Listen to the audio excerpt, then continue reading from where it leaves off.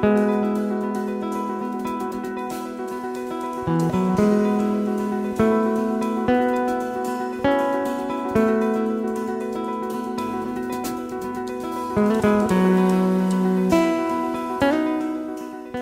so my name is Jim Walker, and I'm the president of Walk 21, which is an organisation that works with cities and professionals and politicians around the world to make more walkable and livable places. And my work in London over the last 6 years has been specifically to help with the Olympic Games, the London 2012 Paralympic and Olympic Games. And our work there was specifically to try and make sure that people had the opportunity to walk and cycle as much as possible and to use sustainable transport. Because we promised in the bid that 100% of people who went to the Games would use sustainable means. So that means that they would either take the tube, which is the underground, the train, the buses, or walk or cycle. And I'm really pleased to say that we did it. We managed to make that happen. I think what's fantastic about an event like a Games is that you have a clock which is ticking that you cannot change, and you want to make sure that your place looks as perfect as possible and you don't let anybody down. So many of these athletes are training so hard for so many years for this exact moment, for it to be as perfect as possible, and the last thing they want to worry about is whether they can make the race in time or not. And the last thing somebody who's bought a ticket who wants to watch these people wants to worry about is whether they make it or not. And so for us, really, transport isn't really the issue. We need to make the whole thing not an issue. We need to make it seamless and so attractive that actually they enjoy the experience of the transport as much as they do the Games themselves. This was our challenge, to make it not an issue. And we had to work together with people across so many different organisations and encourage them and ask them to be part of the solution rather than assume that it was all down to a transport authority who had to make all the decisions and all the changes. I think one of the most important things, and I don't know your place so well yet, but I hope I can come.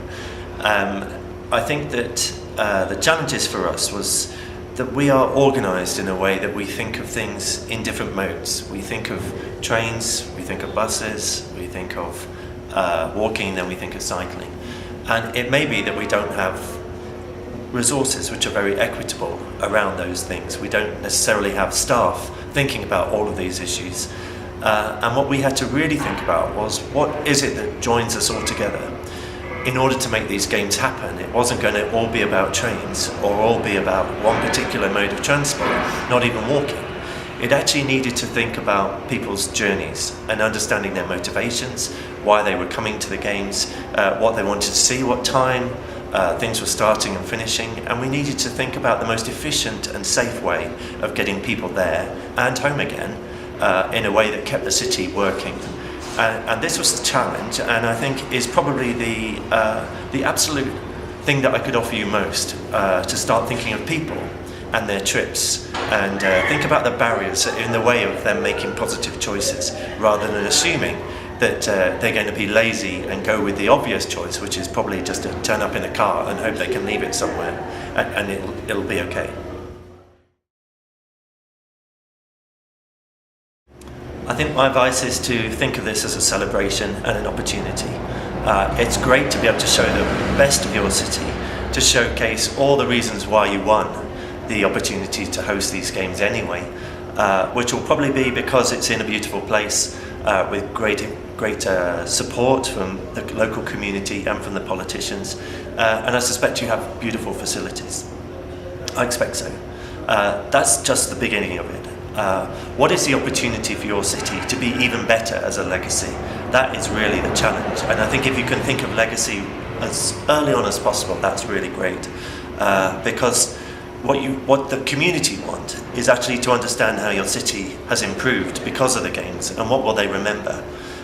You don't want to be remembered particularly for your transport, but your community will want to know that things work better because of the Games, that people will remember you as being the best place where they had the best time, and they'll be proud to live there. And you'll probably find that house prices will go up, the shops will get a little bit nicer, people will be friendlier, and all these sort of little intangible things actually make a legacy which feels as though it's absolutely worthwhile. And it makes you really warm inside to know that my place, my city, did not just host an activity, but it got better because of what it did. Okay, so I think, as I say, it's really important to think about legacy at the beginning, or as soon as you can, not just get involved in doing the infrastructure build and the information signs and all the projects that you have to do to get ready in time. For us, we wanted to make sure that we recognised that in London there was an inequality in our city. We had some people with a lot of things, good health, good employment opportunities, good house prices, good economic prosperity in part of the city. But we wanted the Games to come to an area where we needed development, where we needed to inject capital and investment and time, if I'm honest with you, where people would prioritise increasing that equity with the other parts of the city that already worked better. And I think if you can imagine what the legacy could be to improve the equity in your city from a social point of view, from an environmental point of view, and from an economic point of view, that would just be fantastic. Xalapa, fantastic. Congratulations to you, because you've been chosen as the place to host these games, to host the Central American and Caribbean Games in 2014. I wish you every success with that, but don't underestimate the work that you've got ahead of you. There's things that you've got to do in order to make your city work, to make sure that it's the best experience for people who are coming as visitors, but also that it continues to work as a great city. And I think if you're thinking about that, about your spectators who are coming, all those visitors, and your community that is already there, and the businesses that need to keep working, grab this opportunity and think about how, what are the things that you can use as a legacy for really making sure that Xalapa ends up being not just on the map for 2014, but is on the world map as a great host city and a great place for people to come and visit for years and years to come. So I hear already that there's a great cycling movement happening in Xalapa. Congratulations to you for already getting that organised. It's so important to have the community involved and for people who are asking for these things, because what politicians often say to me is that no one's asking for walking, no one's asking for cycling, so I think it may be okay not to do it. You people are actually the inspiration behind that, and you need to make sure that you are able to get your message into the transport system, into the way that the city DNA really lives and breathes. And I wish you lots of well with your work, and I hope you can think creatively about how you can do even more things and grow as an organisation because of these games.